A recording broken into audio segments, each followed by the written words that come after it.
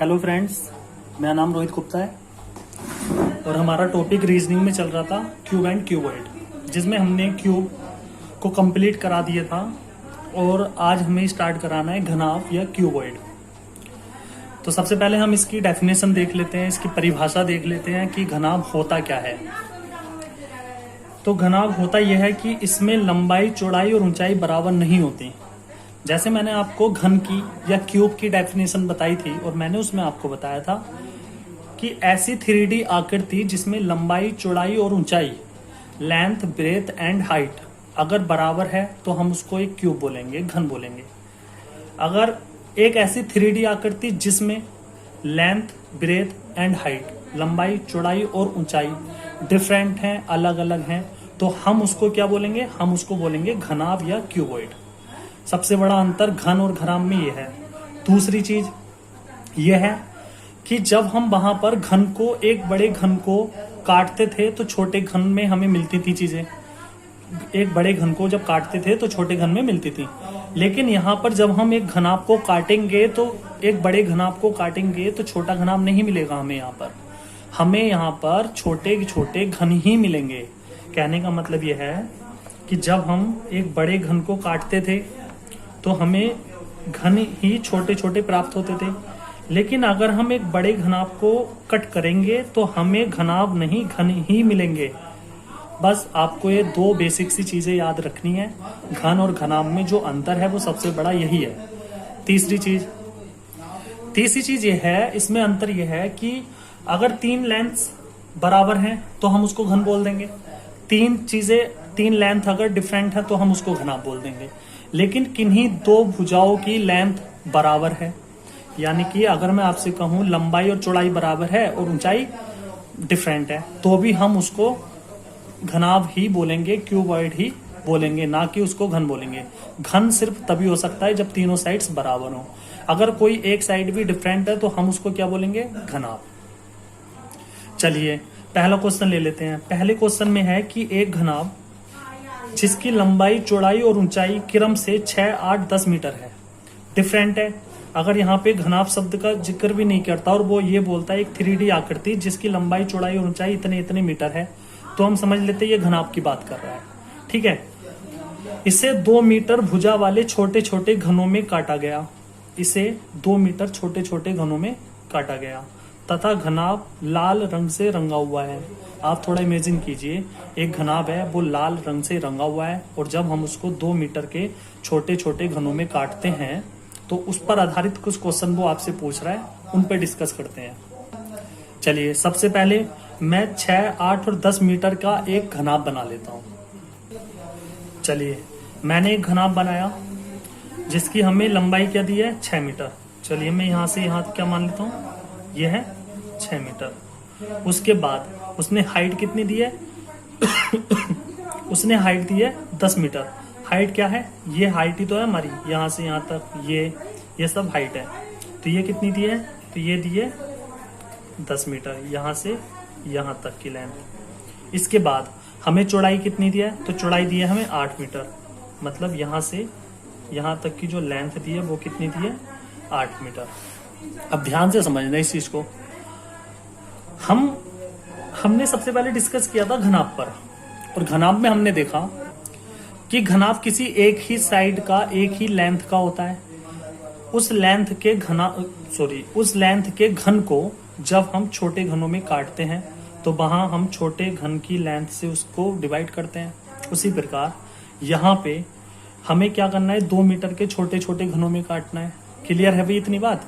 जब 2 मीटर के छोटे छोटे घनों में काटना है तो इसकी जो लंबाई है 6 मीटर, वो 2 से डिवाइड कर दीजिए।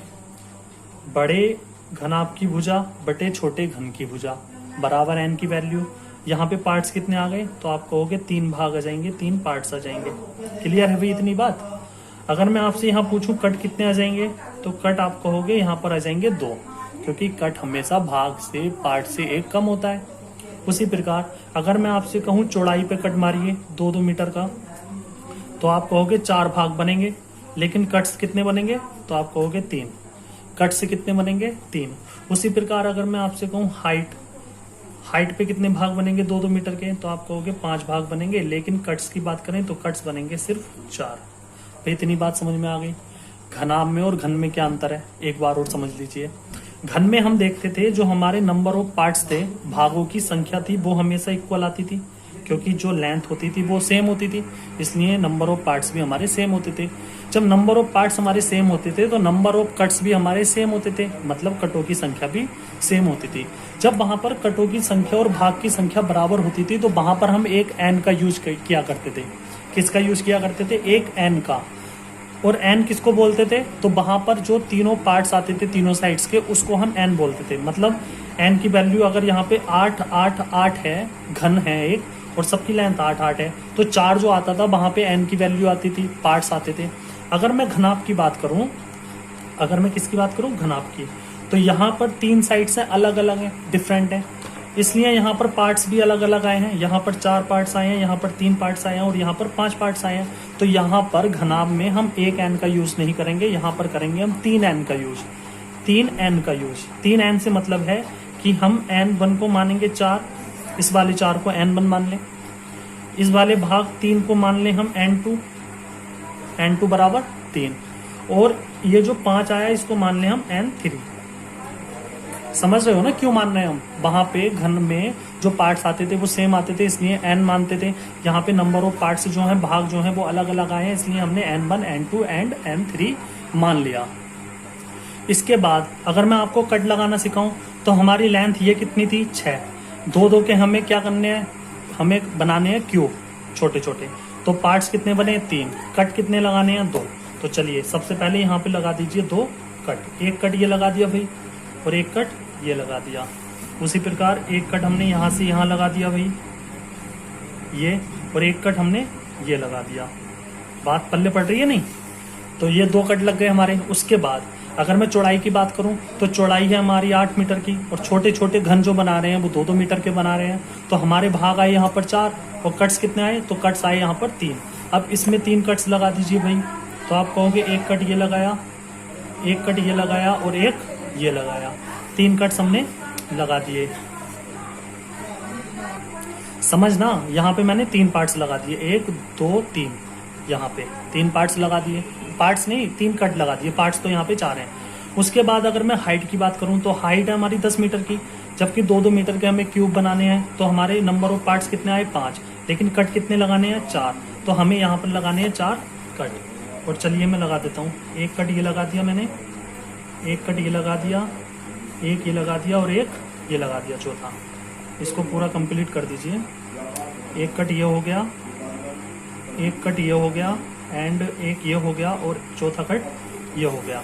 तो इस प्रकार से हमने एक घन को काटा जो छोटे छोटे क्यूब्स में, या घन को नहीं, हमने एक घनाभ को काटा जो छोटे छोटे क्यूब्स में या छोटे छोटे घन में कट के आया। अब देखिए, नंबर ऑफ क्वेश्चंस कराने से ज्यादा मैं कॉन्सेप्ट पे ध्यान देता हूँ। वो अगर इंसान को समझ में आ जाए तो नंबर ऑफ क्वेश्चंस तो वो जितने चाहे उतने कर सकता है। इसलिए मेरा फोकस सबसे ज्यादा इसी चीज पर रहता है कि मैं कॉन्सेप्ट को अच्छे से सिखा दूं और पढ़ा दूं। तो कॉन्सेप्ट को मैं एक बार और बता रहा हूँ आपको कि घन और घनाभ में सबसे पहले मैं आपको एक बार डिफरेंस और बता रहा हूँ। तो घन और घनाभ में सबसे बड़ा डिफरेंस है कि उन घन में तीनों लेंथ्स बराबर होती हैं, जबकि घनाभ में तीनों लेंथ या उनमें से 2 लेंथ डिफरेंट होती हैं। पहली कंडीशन क्या है? मतलब पहली जो डिफरेंस है वो ये हो गया। दूसरा डिफरेंस ये है, दूसरा सबसे बड़ा डिफरेंस ये है कि यहाँ पर जब हम घन को काटते थे, एक बड़े घन को काटते थे तो छोटे घन में मिलते थे, लेकिन यहाँ पर जब हम एक बड़े घनाभ को काटेंगे तो वो छोटे घनाभ में न कट के वो छोटे घन में ही कटेगा। तीसरी चीज, अगर मैं आपसे कहूँ कि नंबर ऑफ पार्ट्स यानी कि भागों की संख्या जो आएगी वो घन में आती थी बराबर, यहाँ पर आएगी डिफरेंस। समझ रहे हो? चौथा अंतर, नंबर ऑफ कट्स, वहां पर कटों की संख्या थी घन में बराबर, लेकिन घनाभ में है डिफरेंट। ठीक है, ये 4 अंतर हैं।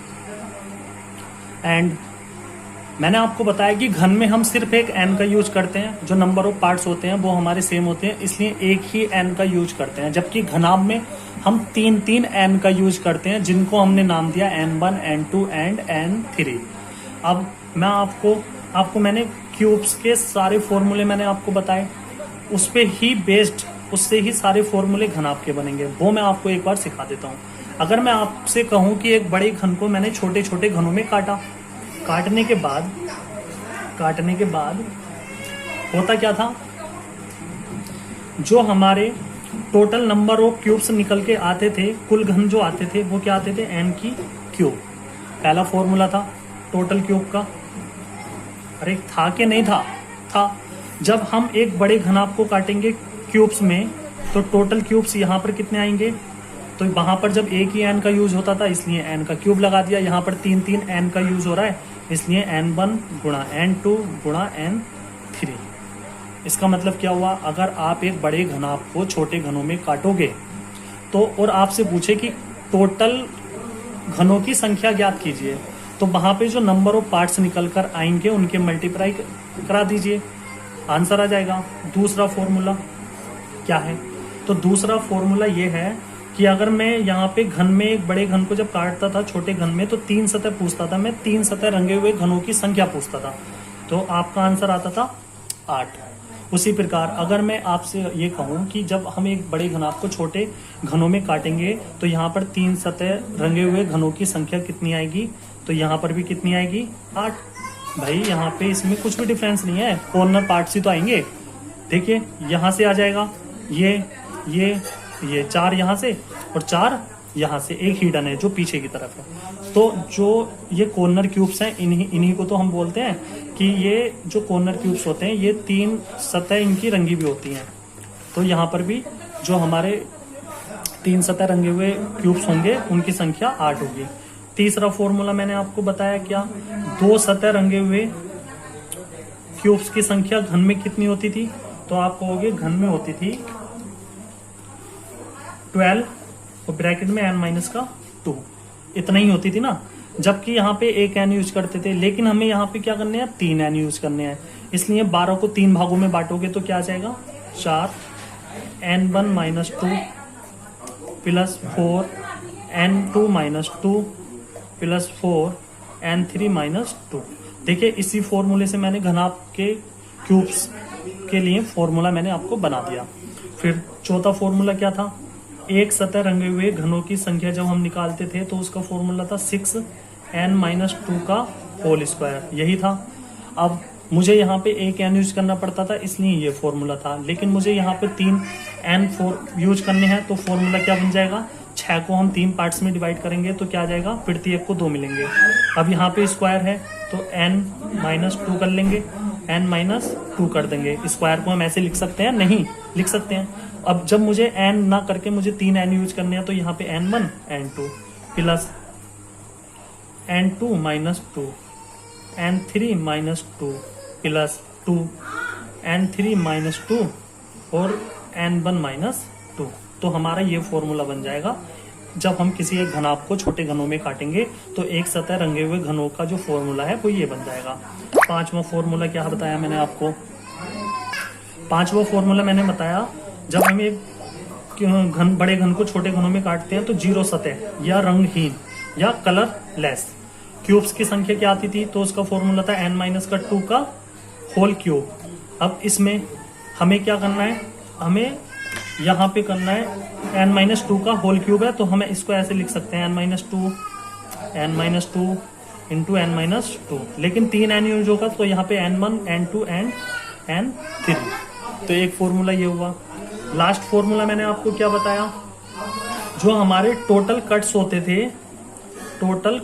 थे वो क्या होते थे, तो आप कहोगे 3n-1।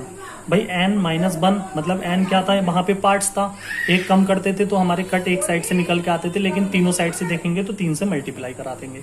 उसी प्रकार अगर मैं यहाँ पे टोटल कट्स की बात करूं तो यहाँ पर क्या आ जाएगा भाई, 3n-1 को मैं ऐसे लिख सकता हूँ n-1 plus n-1 plus n-1, लेकिन 3n का यूज हो रहा है तो n1 n2 n3।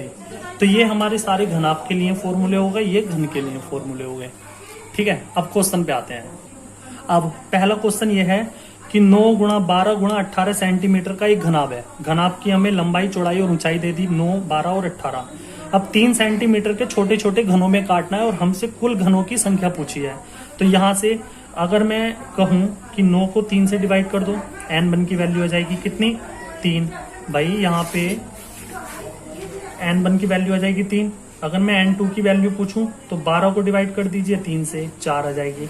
अगर मैं n3 की वैल्यू पूछूं तो 18 को डिवाइड कर दीजिए 3 से, कितनी आ जाएगी 6। n1 की वैल्यू आ गई, n2 की वैल्यू आ गई एंड n3 की वैल्यू आ गई। भाई डिवाइड करके n1 की वैल्यू निकलती थी ना, जैसे हमने यहाँ पे निकाला था। एक घनाभ था 6, 8, 10 का, 6, 8, 10 का घनाभ था। हमने 6 को डिवाइड किया 2 से, क्योंकि 2 मीटर के छोटे छोटे घनों से काटना था। तो हमारे जो पार्ट्स आए थे n1 की वैल्यू 3 आई, यहाँ पे 4 आई और यहाँ पर 5 आई। उसी प्रकार यहाँ पर n1 की वैल्यू आई 3, n2 की 4, n3 की 6। अब हमसे पूछा है कुल घनों की संख्या ज्ञात कीजिए। तो कुल घनों की संख्या का फॉर्मूला मैंने क्या बताया, घनाभ को जब काटते हैं n1 गुणा n2 गुणा n3, तो बस n1 गुणा n2 गुणा n3। n1 की वैल्यू है 3, n2 की वैल्यू है 4, n3 की वैल्यू है 6, तो 12 छंग 72। तो हमारे टोटल क्यूब्स जो निकलेंगे इस माप के घन को काटने के बाद वो 72 निकलेंगे। ठीक है, 72 निकलेंगे। चलिए अगले क्वेश्चन पर आ जाते हैं। अगला क्वेश्चन है कि 4 गुणा 5 गुणा 7 सेंटीमीटर का एक रंगा हुआ घनाभ है, जिसे 1 सेंटीमीटर के छोटे छोटे घनों में काटें तो कुल कितने रंगहीन यानी कि कलरलेस घन निकलेंगे। ठीक है, अब वही अगर मैं यहाँ से n1 की वैल्यू पूछूं तो 4/1 मतलब 4, n2 की वैल्यू पूछूं तो 5/1 बराबर 5, 1 से डिवाइड करना है ना, छोटे छोटे 1 सेंटीमीटर के घन बनाने हैं। और n3 की वैल्यू पूछूं तो 7/1 बराबर 7। क्लियर है, n1, n2 एंड n3 की वैल्यू हमारे पास आ गई। उसके बाद चलिए इस क्वेश्चन में वैसे तो रंगहीन घनों की संख्या पूछी है, लेकिन अगर मैं आपसे अदर क्वेश्चन एक पूछूं कि टोटल क्यूब्स बताइए, तो उसके लिए क्या फॉर्मूला है, n1 into n2 into n3, मतलब 4 गुणा 5 गुणा 7। तो हम कह सकते हैं 5 चौक 20, 20 सत्ते 140, तो हम कह सकते हैं 140 क्यूब्स निकलेंगे टोटल। लेकिन हमसे पूछा है रंगहीन यानी कि 0 सतह वाले, तो 0 सतह वाले का क्या फॉर्मूला था, अभी मैंने आपको लिखवाया यहाँ पर। क्या था, n1 -2, दूसरी ब्रैकेट में n2 -2, तीसरी ब्रैकेट में n3 -2।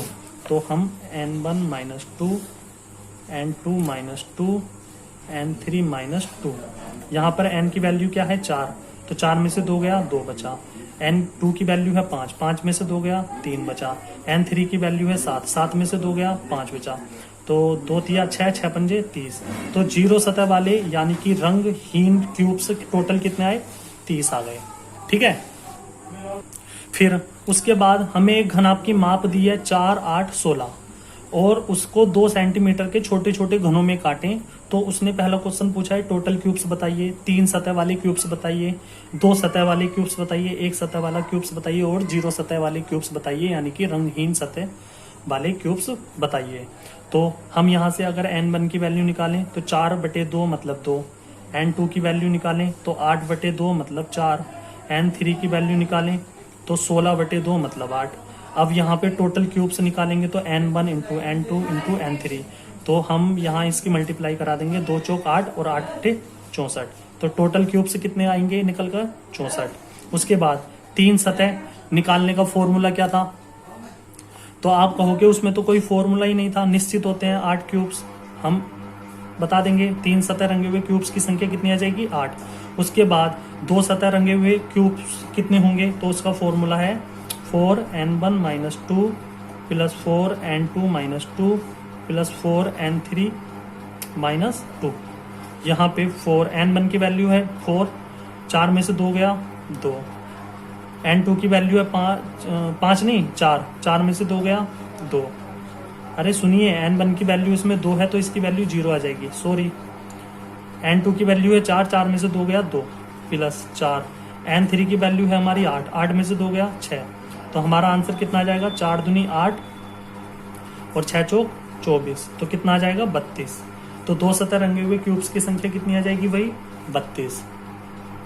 उसके बाद 1 सतह रंगे हुए क्यूब्स की संख्या, 1 सतह रंगे हुए क्यूब्स का फॉर्मूला क्या है, ये है भाई, मैंने आपको बताया ये फॉर्मूला है। अब यहाँ पर अगर मैं n बराबर 2 है, n2 बराबर 4 है और n3 बराबर 8 है, तो यहाँ पर जब हम वैल्यू रखेंगे n1 की, तो यहाँ 2 में से 2 जाएगा 0, ये पार्ट हमारा 0 हो जाएगा ना।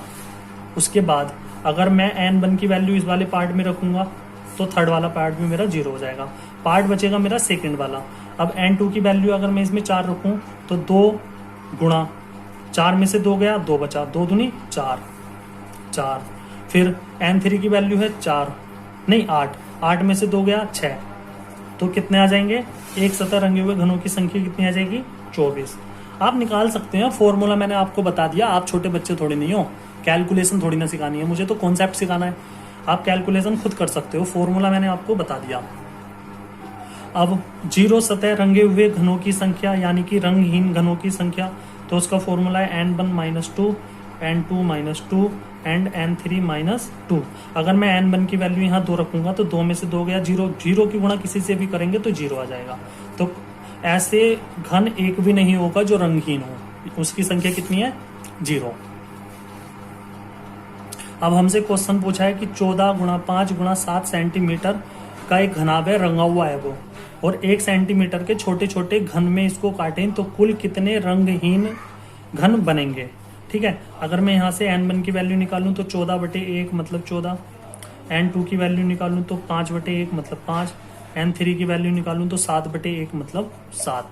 अगर मुझसे टोटल क्यूब्स पूछता तो 14 की गुणा 5 से और 5 की गुणा 7 से करके मैं आंसर बता देता। लेकिन मुझसे क्या पूछा है, टोटल रंगहीन क्यूब्स पूछे हैं, कलर लेस क्यूब पूछे हैं, 0 सतह वाले क्यूब पूछे हैं। तो उसके लिए मैंने आपको फॉर्मूला बताया, अभी क्या उसके लिए मैंने आपको फॉर्मूला बताया, n1 - 2 n2 - 2 and n3 - 2। n1 की वैल्यू है 14, 14 में से 2 गया 12, n2 की वैल्यू है 5, 5 में से 2 गया 3, n3 की वैल्यू है 7, 7 में से 2 गया 5। तो हम कह सकते हैं 12 पंजे 60 और 60 दिया 180।